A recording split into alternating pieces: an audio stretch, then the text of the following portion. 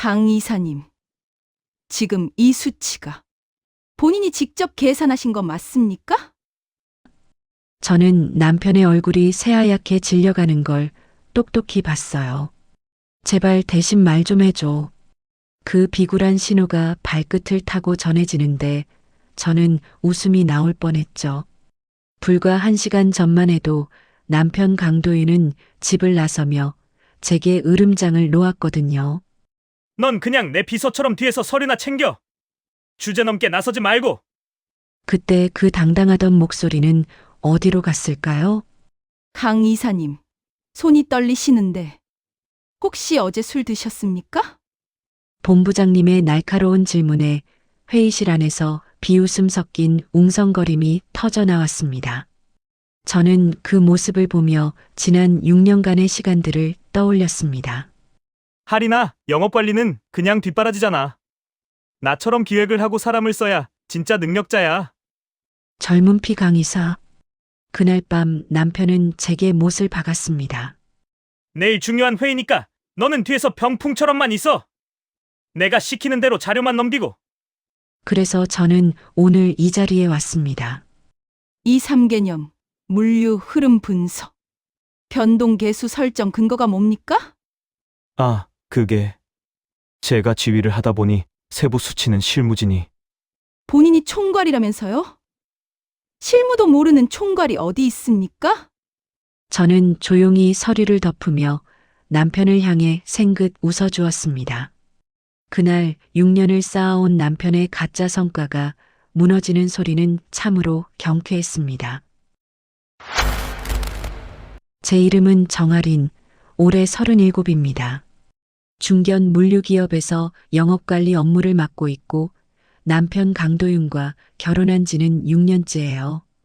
남편은 저보다 2살 많은 39으로 같은 업계 다른 회사에서 기획팀 이사로 일하고 있습니다. 아니, 정확히 말하면 이사 직함을 달고 있다고 해야겠네요. 결혼 초부터 남편은 늘 사회생활의 급을 따졌습니다. 할인아, 영업관리는 그냥 뒷바라지잖아. 나처럼 기획을 하고 사람을 써야 진짜 능력자인 거야. 처음엔 그러려니 했어요. 실제로 남편의 부서가 더 화려해 보이긴 했으니까요. 하지만 문제는 그 다음부터였습니다. 여보, 미안한데 이 제안서 좀 봐줄래? 내가 센스가 있으니까.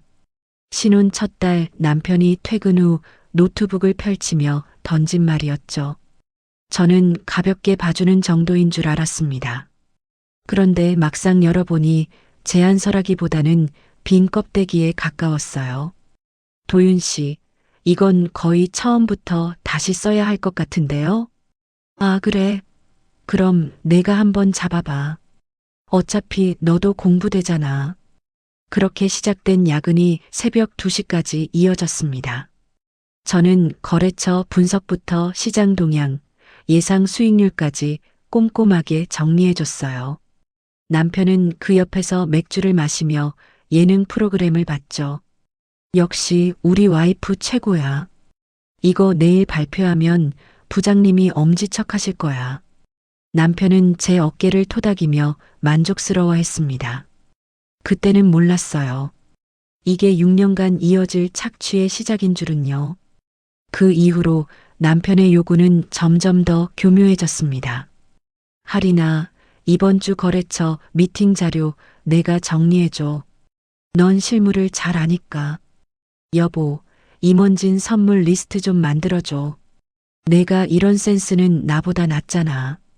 이 보고서 수치 검토 좀 해줘. 나는 큰 그림을 보느라 바빠서. 저는 퇴근 후에도 남편의 숙제를 했습니다. 주말에도 명절에도요. 제 본업은 제대로 하면서 남편 일까지 떠안다 보니 잠은 항상 부족했어요. 눈 밑에 다크서클이 짙어졌고 만성 피로에 시달렸죠. 그런데 이상한 건 남편의 태도였습니다. 이건 내 공부도 되는 거야. 내가 센스 키워주려고 시키는 거 몰라? 마치 제게 은혜를 베푸는 것처럼 말하는 거예요. 저는 그 말에 설득당했습니다. 그래, 나도 배우는 게 있으니까 하고 스스로를 위로하면서요. 남편의 회사 생활은 승승장구했습니다. 입사 3년 차에 과장, 4년 차에 차장을 거쳐 5년 만에 이사로 특진했어요. 주변에서는 젊은 피강 이사라며 칭찬 일색이었죠. 강 이사님은 정말 기획력이 탁월하시네요. 이번 프로젝트 보고서 수준이 장난 아니던데요. 역시 인재는 숨길 수 없나 봅니다. 남편은 회식 자리에서 받은 칭찬을 집에 와서 자랑했습니다. 저는 그 옆에서 물만 마셨어요. 내가 만든 보고서인데 속으로만 중얼거리면서요. 그런데 남편은 점점 더 건방져졌습니다. 하리나, 너는 실무나 잘하면 돼. 기획은 타고난 사람이 하는 거야. 내 회사는 중소기업이잖아.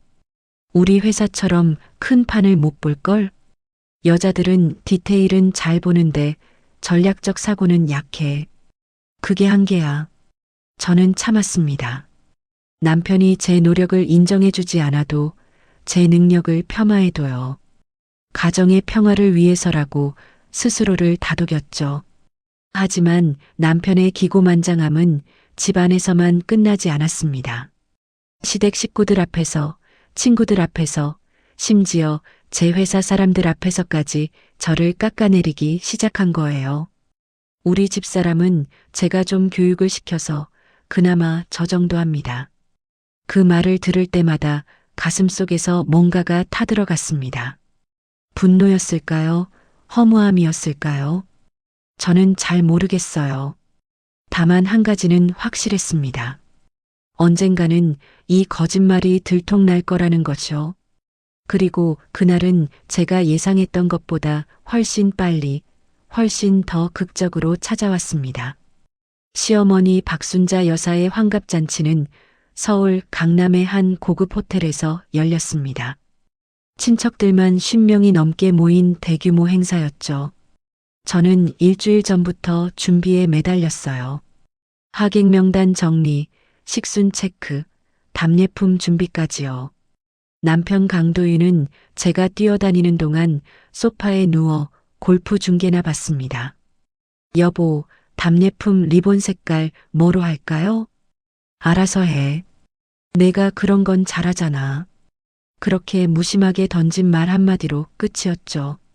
저는 혼자 백화점을 돌아다니며 답례품을 골랐고 리본을 일일이 묶었습니다. 손가락에 물집이 잡힐 때까지요. 환갑잔치 당일 시어머니는 화려한 한복을 입고 주인공 자리에 앉으셨어요. 친척들은 앞다투어 축하 인사를 건넸고 시어머니는 만면에 웃음을 띠셨죠. 어머님, 환갑 진심으로 축하드립니다. 제가 정성껏 준비한 선물을 드리자 시어머니는 대충 훑어보시더니 옆에 놓으셨습니다. 그래, 수고했어. 그게 전부였어요. 감사 인사 한마디 없이요. 저는 씁쓸한 마음을 삼키며 자리로 돌아왔습니다. 본격적인 식사가 시작되고 친척들의 수다가 무르익을 무렵이었습니다. 시어머니가 큰 소리로 남편을 치켜 세우기 시작했어요. 우리 도윤이가 이번에 또 승진했어요. 입사한 지 5년 만에 이사까지 올랐다니까요. 어머, 대단하시네요. 요즘 젊은 사람들 중에 그렇게 빨리 올라가는 경우가 드문데. 친척들의 감탄이 쏟아졌습니다. 남편은 겸손한 척하며 손사래를 쳤지만 입가의 미소는 감추지 못했어요. 아니에요. 그냥 열심히 했을 뿐입니다. 그때 시댁 큰아버지가 저를 쳐다보며 물으셨습니다. 할인이도 직장 다니지? 뭐 하는데? 저는 공손하게 대답했어요. 영업관리 업무를 맡고 있습니다. 같은 물류업계에서 일하고 있어요. 아, 그래. 도윤이랑 같은 업계네. 바로 그 순간이었습니다. 남편이 제 말을 가로막으며 끼어들었어요. 할인이는 직장 생활 그냥 취미로 하는 거죠. 저는 귀를 의심했습니다. 취미라니요? 제가 6년간 밤낮 없이 일한 게 취미라고요? 남편은 거기서 멈추지 않았습니다. 제가 집에서도 틈틈이 실무 교육을 시켜서 그나마 저 정도 하는 겁니다. 여자들은 큰 판을 못 보거든요. 디테일만 잘 챙기면 되는 거죠. 친척들 사이에서 웃음이 터져 나왔어요. 저를 비웃는 듯한, 동정하는 듯한 그런 웃음이었습니다. 얼굴이 화끈거렸죠. 손에 쥔 포크가 땀에 미끄러질 정도로 손바닥에 땀이 났어요. 시어머니가 거들었습니다. 그럼 도윤이가 너 키워주는 거니까 고맙게 생각해라. 맞아요. 요즘 남편들 아내 직장 생활 시켜주는 것도 대단한 거예요. 할인이는 복 받은 거지. 바깥일 하는 남편기 살려주는 게 내 유일한 성과 아니겠니? 저는 아무 말도 할 수 없었습니다.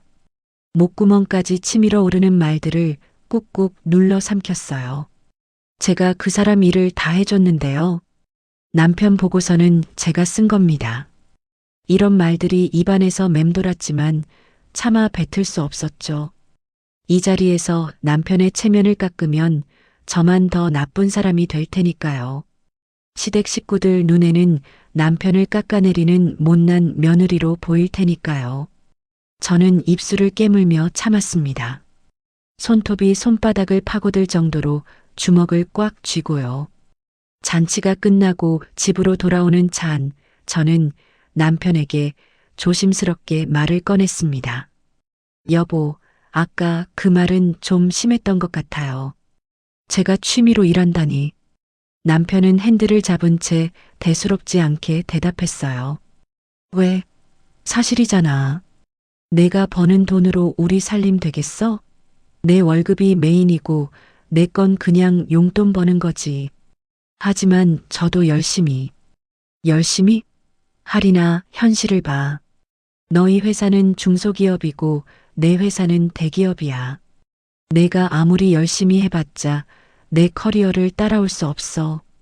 남편의 말투는 단호했습니다. 저를 가르치는 듯한, 깨우쳐주는 듯한 그런 어조였어요. 그리고 내가 나한테 배운 게 얼마나 많은데. 내가 안 도와줬으면 넌 아직도 평사원일걸? 저는 할 말을 잃었습니다. 제가 남편을 도와준 건데 오히려 남편이 저를 도와준 것처럼 말하는 거예요. 이게 대체 무슨 논리인가 싶었죠. 집에 도착해서도 남편의 말은 계속됐습니다. 할인아, 너무 상처받지 마. 나도 내 입장을 이해해. 하지만 우리 어머니나 친척들은 그냥 옛날 사람들이잖아. 며느리는 집안일이나 잘하면 된다고 생각하는 거지. 저는 집안일도 하고 직장도 다니잖아요. 그건 내가 하고 싶어서 하는 거고, 내가 말리진 않았지만 그렇다고 꼭 해야 하는 것도 아니잖아. 남편은 제 어깨를 툭툭 치며 말했습니다. 그냥 적당히 해. 너무 오버하지 말고. 여자가 너무 잘 나가면 남자 기죽잖아. 그날 밤 저는 잠을 이룰 수 없었습니다. 천장을 바라보며 계속 생각했어요. 내가 뭘 잘못했나? 내가 너무 예민한 건가? 아니면 정말로 남편 말이 맞는 건가? 하지만 아무리 생각해도 남편의 태도는 잘못됐습니다. 저는 남편의 성과를 가로채지 않았어요. 그저 도와준 것뿐이죠. 그런데 남편은 제 도움을 마치 시혜처럼 포장했습니다. 일주일 후 남편이 회사에서 큰 프로젝트를 따냈다며 기뻐했어요. 할인아, 이번 건 정말 큰 거야. 성공하면 부사장까지 갈 수 있어. 축하해요. 그런데 제가 도와줄 일은? 남편은 제 말을 자르며 말했습니다. 당연히 있지. 이번엔 진짜 중요한 거니까 내가 제대로 해줘야 해. 저는 한숨을 삼켰어요. 또 시작이구나 싶었죠. 근데 할인아, 이번 프로젝트 점검 회의에 너도 같이 가야 할 것 같아. 제가요? 왜요? 혹시 몰라서. 질문 들어오면 내가 대답하면 되잖아. 저는 불길한 예감이 들었습니다. 여보, 그건 좀. 남편은 단호하게 말을 끊었어요. 내일 중요한 프로젝트 회의니까 너는 그냥 뒤에서 병풍처럼 있어. 내가 시키는 대로 자료만 넘겨. 알았어? 병풍이라니요. 저를 병풍이라고 했습니다. 제가 밤새워 만든 보고서를 들고 회의실에 서 있을 사람을 병풍이라고요. 그 순간 저는 결심했습니다. 이번만큼은 남편이 원하는 대로 해주지 않겠다고요. 남편이 얼마나 무능한지 제 도움 없이는 아무것도 할 수 없다는 걸 똑똑히 보여주겠다고요. 운명의 회의 날짜가 다가왔습니다. 회의 당일 아침 남편 강도윤은 평소보다 30분 일찍 일어났습니다. 거울 앞에서 넥타이를 고쳐 매고 구두를 반짝반짝 닦았어요. 중요한 회의를 앞둔 사람치고는 묘하게 들떠 보였죠. 하리나, 오늘 절대 실수하지 마. 내가 신호 보내면 바로 자료 넘기고. 저는 대답 대신 고개만 끄덕였습니다. 가슴속에서는 복잡한 감정들이 소용돌이쳤어요. 남편을 도와줘야 하나 아니면 이번 기회에 현실을 깨닫게 해줘야 하나. 회사에 도착하자 남편의 표정이 굳어졌습니다. 회의실 앞 복도에 오미경 본부장님이 서 계셨거든요. 업계에서 저승사자라고 불리는 분이었죠. 한번 찍히면 커리어가 끝난다는 소문이 자자했습니다. 강 이사님 오셨습니까? 오늘 발표 기대하겠습니다. 오 본부장님의 목소리는 차가웠어요. 미소는 띄고 계셨지만 눈은 전혀 웃지 않았습니다. 남편의 등에서 식은땀이 배어나오는 게 보일 정도였죠. 네, 본부장님. 최선을 다하겠습니다. 남편은 어색하게 인사를 하고 회의실로 들어갔어요. 저는 남편 뒤를 따라 구석 자리에 앉았습니다. 정말로 병풍처럼요. 회의실에는 이미 임원 5분이 자리를 잡고 계셨습니다. 기획실장, 영업본부장, 그리고 제가 모르는 임원 몇 분까지요. 공기가 무거웠어요. 에어컨이 돌아가는 소리만 웅웅거릴 뿐 아무도 말이 없었습니다. 오 본부장님이 회의를 시작했습니다. 그럼 강 이사님, 세계년 물류 최적화 프로젝트 발표 시작하시죠. 남편은 자신 있게 일어섰어요. 노트북을 열고 화면을 띄웠습니다. 제가 밤새워 만든 보고서가 대형 스크린에 나타났죠. 저희 프로젝트의 핵심은 물류 거점 재배치를 통한 운송비 절감입니다. 남편의 목소리는 안정적이었어요. 첫 슬라이드를 넘기며 개요를 설명하는 건 무난했습니다. 제가 써준 대본을 거의 그대로 읽고 있었으니까요. 하지만 오 본부장님은 개요 따위에는 관심이 없으셨습니다. 강 이사님, 3페이지 물류 흐름 분석으로 넘어가시죠. 거기가 핵심 아닙니까? 아, 네. 물론입니다. 남편이 슬라이드를 넘겼어요. 복잡한 수식과 그래프가 가득한 페이지였습니다. 저는 그 자료를 만들면서 변동 계수 설정에만 이틀을 투자했었죠. 계절별 물동량 변화, 육아 변동성, 거래처별 특성까지 모두 고려한 정교한 분석이었습니다. 오 본부장님이 날카롭게 질문을 던졌습니다. 이 변동 계수 설정 근거가 뭡니까? 0.37이라는 수치는 어떻게 나온 겁니까? 순간 회의실이 조용해졌어요. 남편의 얼굴에서 혈기가 빠져나가는 게 보였습니다. 손에 든 레이저 포인터가 미세하게 떨렸죠. 그게 변동 계수는 남편이 말을 더듬었습니다. 저는 책상 밑으로 남편의 시선을 느꼈어요. 도와달라는 눈빛이었죠. 제가 지휘를 하다 보니 세부 수치는 실무진이 계산을 했는데 오 본부장님의 표정이 차갑게 굳어졌습니다. 실무진이요? 강 이사님, 이 프로젝트 총괄이 본인 아닙니까? 아, 네. 제가 총괄입니다만 총괄이 핵심 수치 근거도 모르십니까? 남편은 목을 가다듬으며 시간을 벌려고 했어요. 물을 마시고 화면을 만지작거리고 기침을 했습니다. 하지만 대답은 나오지 않았죠.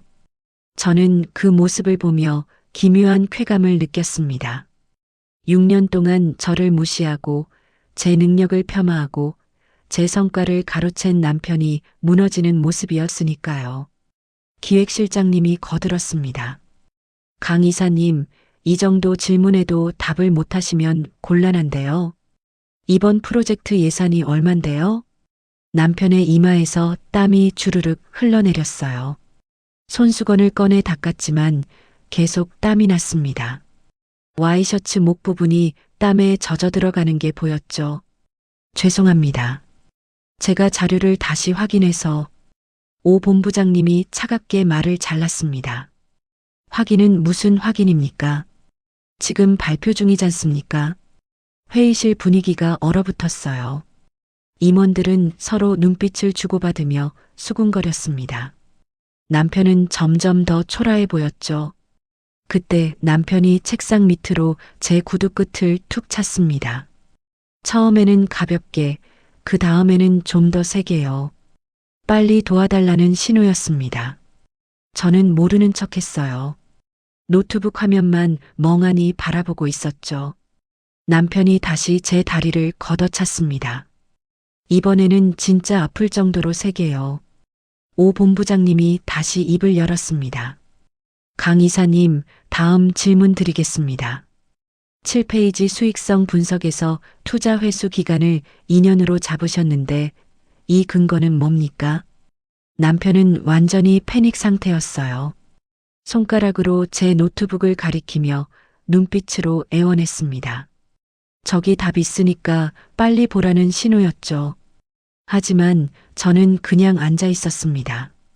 남편이 급히 화이트보드 쪽으로 갔어요. 마커를 집어들고 뭔가를 쓰려고 했습니다. 하지만 손만 허공에서 떨릴 뿐 단 한 글자도 적지 못했죠.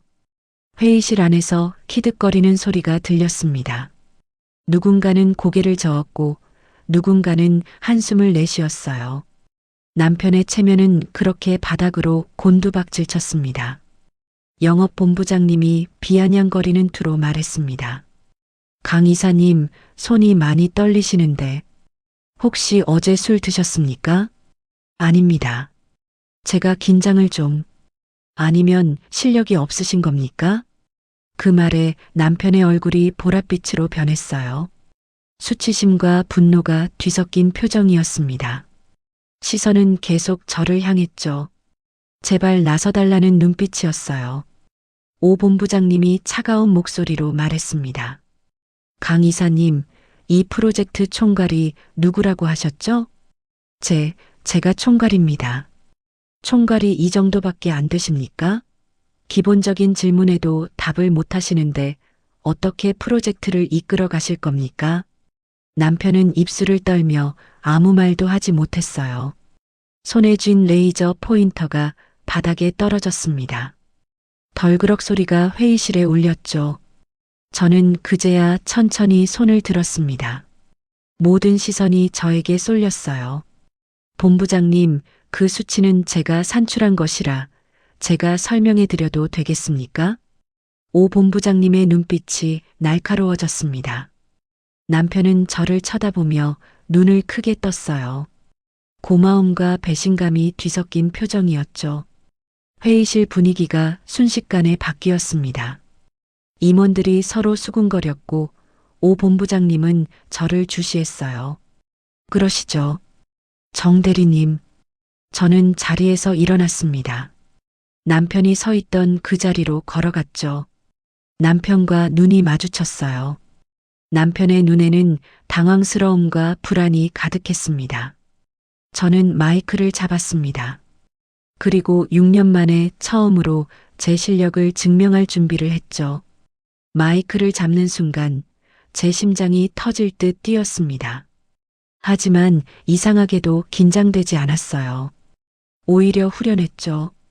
6년 동안 숨겨왔던 제 실력을 드디어 보여줄 수 있다는 게 가슴 벅찼습니다. 본부장님, 변동계수 0.37은 지난 5년간 분기별 물동량 데이터를 바탕으로 산출했습니다. 저는 침착하게 말을 이어갔어요. 레이저 포인터로 그래프를 가리키며 하나하나 설명했습니다. 1분기는 설 연휴 특수로 물동량이 23% 증가하고 3분기는 추석 전후로 31% 상승합니다. 이 계절성 변동을 표준 편차로 환산하면 0.34가 나오는데 여기에 육아 변동성 0.03을 더해 0.37로 설정했습니다. 오 본부장님의 표정이 달라졌어요. 날카롭던 눈빛이 부드러워졌습니다. 계속하시죠. 저는 다음 슬라이드로 넘어갔습니다. 남편 강도윤은 구석에 서서 멍하니 저를 쳐다보고 있었어요. 입을 벌린 채로요. 투자 회수 기간 2년은 보수적으로 잡은 겁니다. 물류 거점을 부산에서 평택으로 이전하면 운송비가 연간 12억 절감되는데 초기 투자비 24억을 감안하면 2년이면 회수 가능합니다. 기획실장님이 고개를 끄덕였어요. 구체적인 시뮬레이션 결과는 있습니까? 9페이지에 있습니다. 최악의 시나리오까지 3가지 케이스로 분석했습니다. 저는 슬라이드를 넘기며 설명을 이어갔죠. 제가 만든 자료니까 눈 감고도 설명할 수 있었습니다. 어떤 수치가 어디서 나왔고 왜 그렇게 설정했는지 모두 머릿속에 들어 있었어요. 임원들의 표정이 점점 진지해졌습니다. 처음에는 의심의 눈초리였지만 이제는 감탄하는 분위기였죠. 오 본부장님이 날카로운 질문을 또 던졌습니다. 거래처별 특성은 어떻게 반영하셨습니까? 대형 유통사와 중소제조사는 물동량 패턴이 다를 텐데요. 11페이지를 보시죠. 거래처를 3그룹으로 분류했습니다.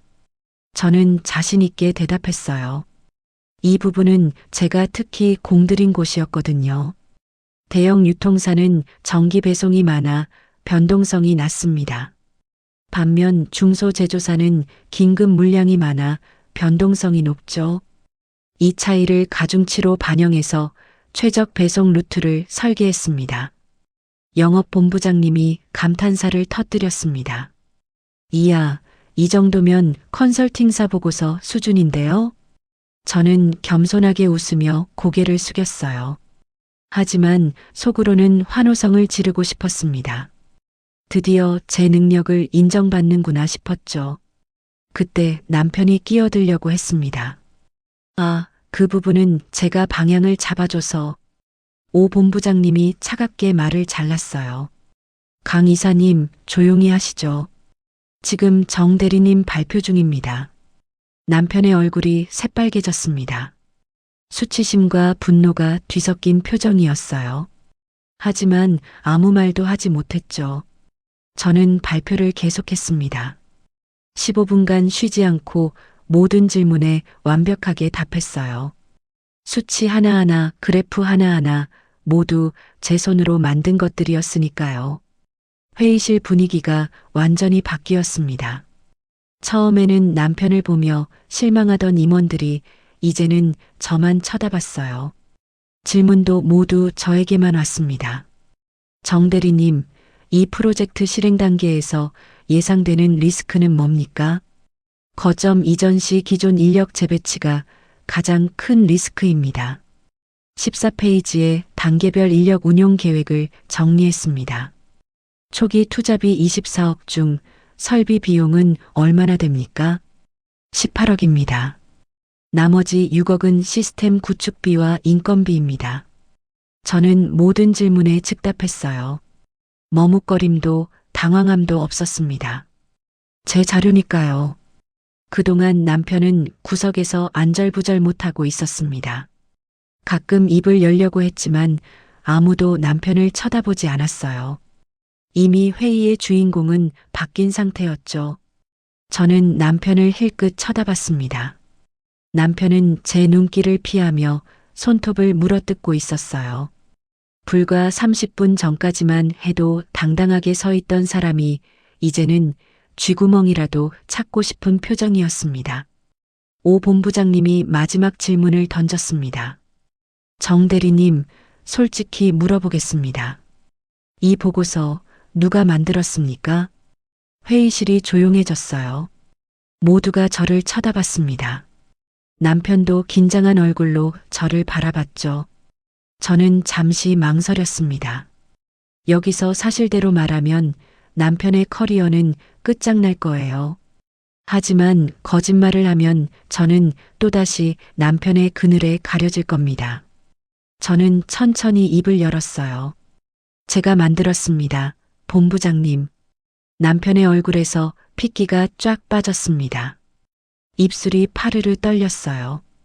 처음부터 끝까지 모두 제가 작성했고 데이터 수집과 분석도 제가 했습니다. 오 본부장님이 남편을 쳐다봤습니다. 시선이 얼음장처럼 차갑더군요. 강 이사님, 이게 무슨 상황입니까? 남편은 대답하지 못했어요. 입만 벙긋거릴 뿐 아무 소리도 나오지 않았습니다. 기획실장님이 한숨을 내쉬었습니다. 이사님이 총괄인데 실무를 하나도 모르고 대리가 다 만들었다? 이게 말이 됩니까? 영업본부장님도 거들었어요. 프로젝트 총괄이라는 사람이 기본 질문에도 답을 못하고 창피한 줄 아셔야죠. 남편은 고개를 숙인 채 아무 말도 하지 못했습니다. 손은 주먹을 쥐었다 펴기를 반복했고 턱은 바들바들 떨렸어요. 오 본부장님이 단호하게 말했습니다. 회의 결과는 경영진 회의에 보고하겠습니다. 강 이사님, 오늘 발표는 여기까지입니다. 남편은 비틀거리며 자리에서 일어났어요. 서류를 집으려다가 바닥에 떨어뜨렸습니다.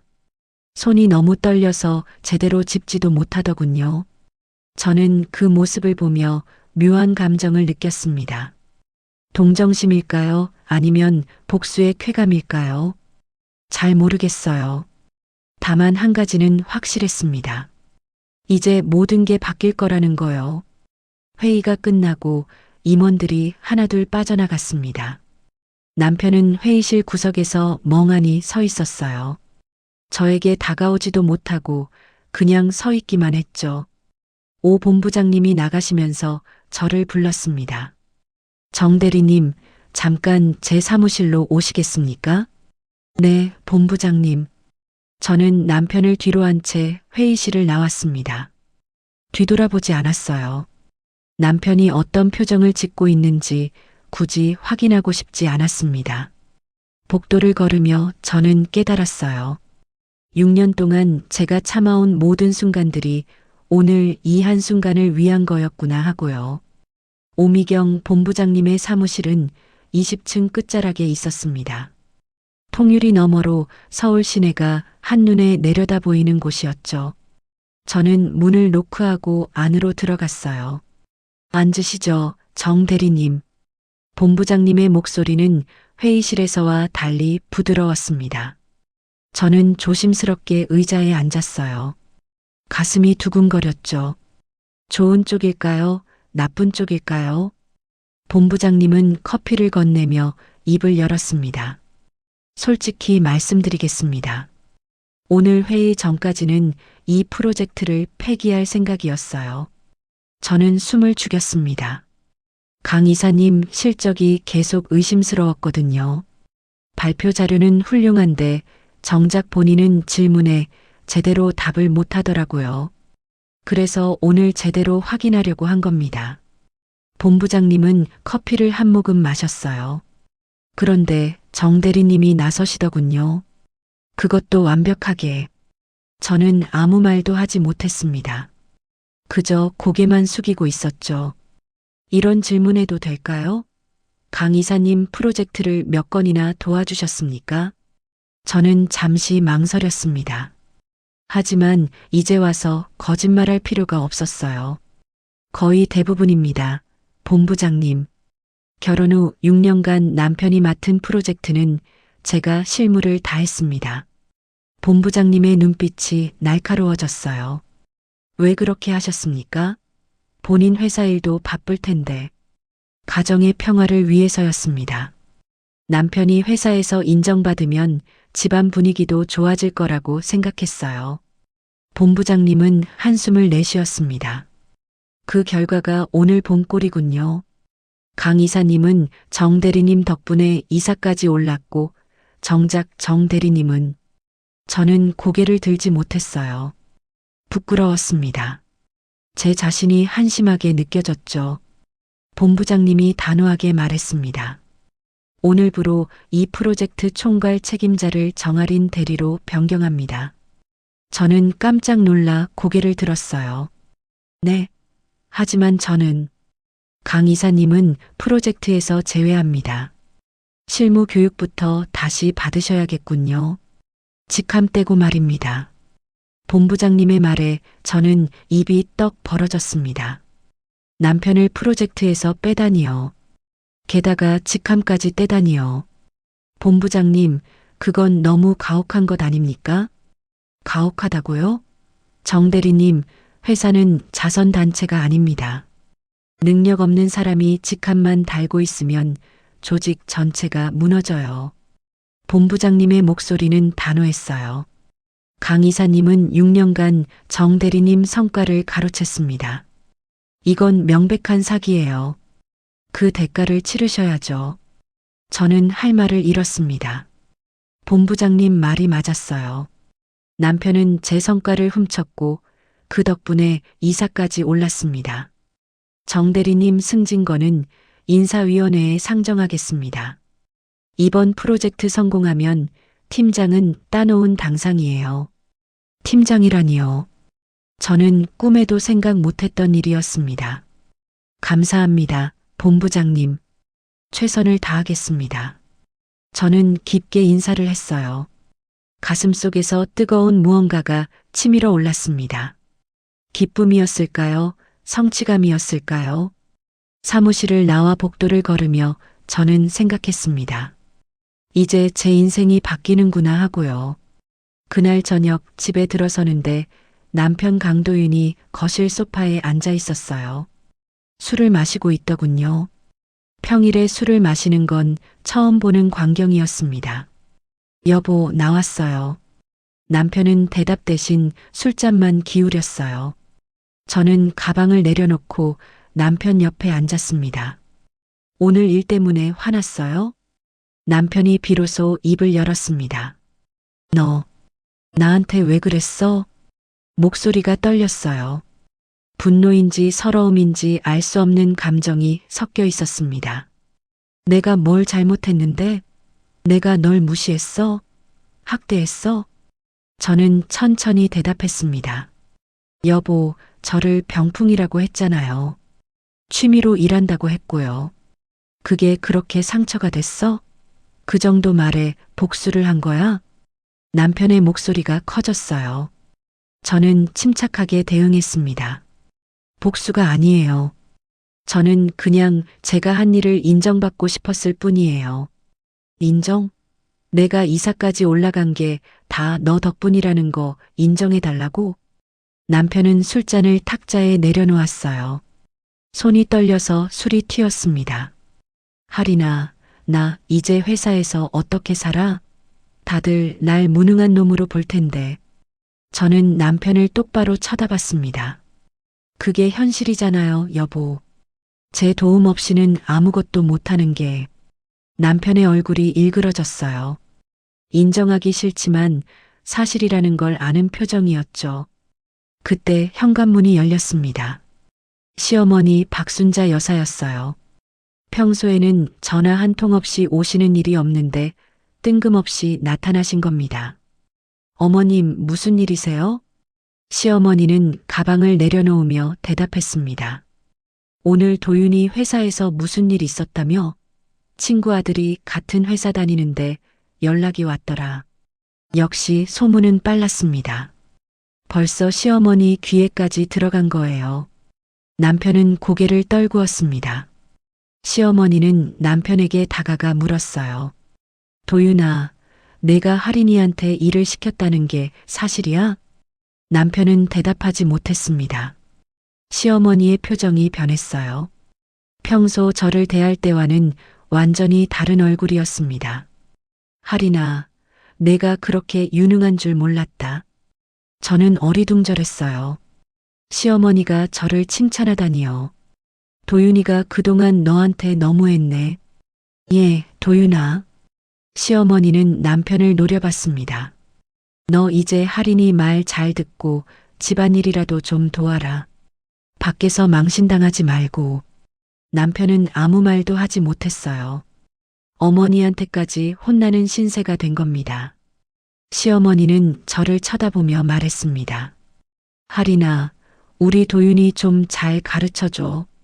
내가 능력자니까 남편도 좀 이끌어줘야지. 저는 황당했지만 공손하게 대답했어요. 네, 어머님. 시어머니는 그날 밤 늦게까지 남편을 타박했습니다. 아내 덕분에 이사된 주제에 아내를 무시했다고요. 이제라도 정신 차리라고요. 남편은 소파에 앉아 고개만 숙이고 있었어요. 평소 같으면 어머니 말씀에 대들기라도 했을 텐데 이번에는 꼼짝도 못하더군요. 시어머니가 돌아간 후 남편은 저를 쳐다봤습니다. 만족해? 저는 대답 대신 물을 한 잔 따라 남편에게 건넸어요. 여보, 이제 현실을 인정해요. 당신은 제 도움이 필요하고 저는 제 능력을 인정받을 자격이 있어요. 남편은 물잔을 받아들었습니다. 손이 여전히 떨리더군요. 앞으로 어떻게 하면 되는데? 저는 남편의 눈을 똑바로 쳐다봤습니다. 실력을 키우세요. 진짜로요. 제 도움 없이도 일할 수 있게요. 남편은 고개를 떨궜어요. 자존심이 상했겠지만 어쩔 수 없었습니다. 이게 현실이었으니까요. 그날 밤부터 우리 집의 권력 구조는 완전히 바뀌었습니다. 한 달이 지났습니다. 제 삶은 완전히 달라져 있었어요. 출근하면 직원들이 저를 보며 인사를 했습니다. 예전에는 그냥 지나치던 사람들이 이제는 공손하게 고개를 숙였죠. 프로젝트 총괄이 된 뒤로 제 위상이 달라진 겁니다. 정 대리님, 어제 보내주신 자료 정말 도움됐습니다. 대리님, 오늘 회의 때 발표 정말 멋있었어요. 칭찬이 쏟아졌어요.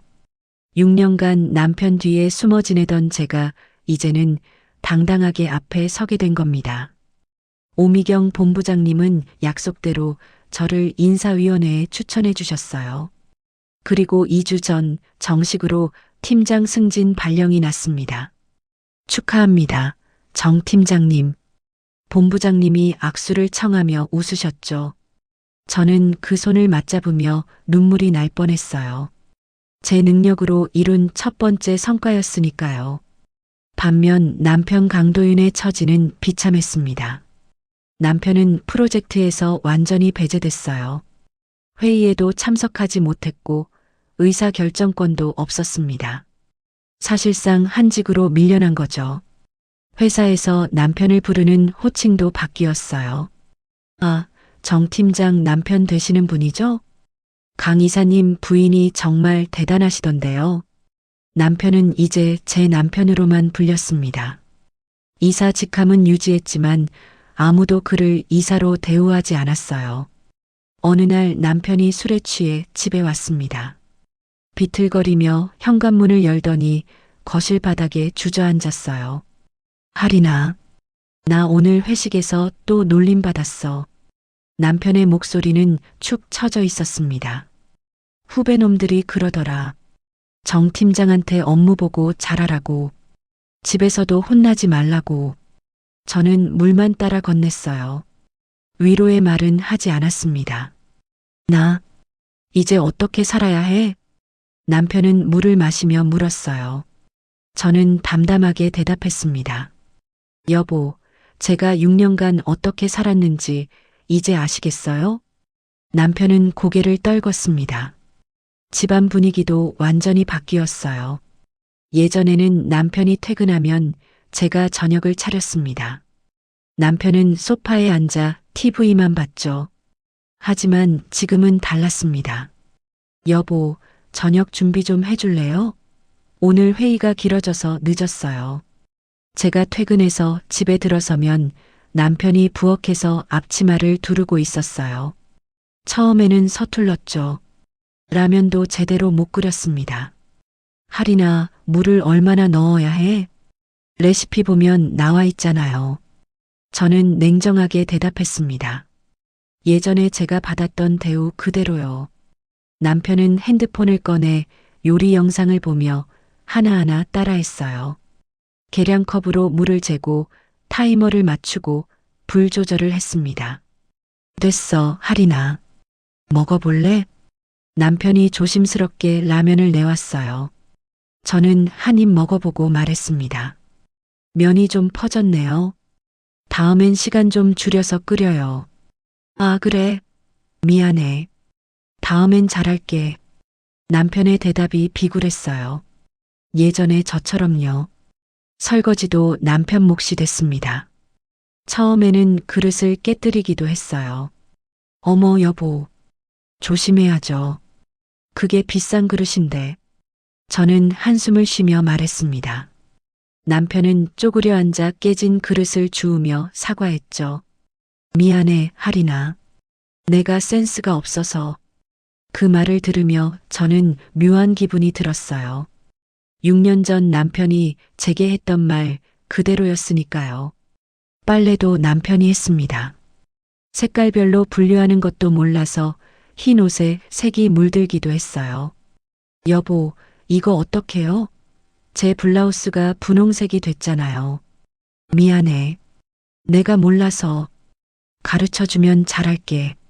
남편은 고개를 숙이며 빨래 방법을 물어봤습니다.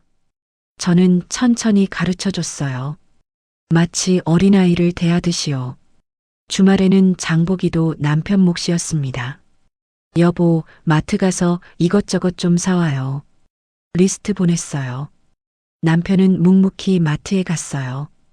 카트를 끌고 리스트를 확인하며 하나하나 물건을 담았습니다. 돌아와서는 영수증을 제게 보여줬어요.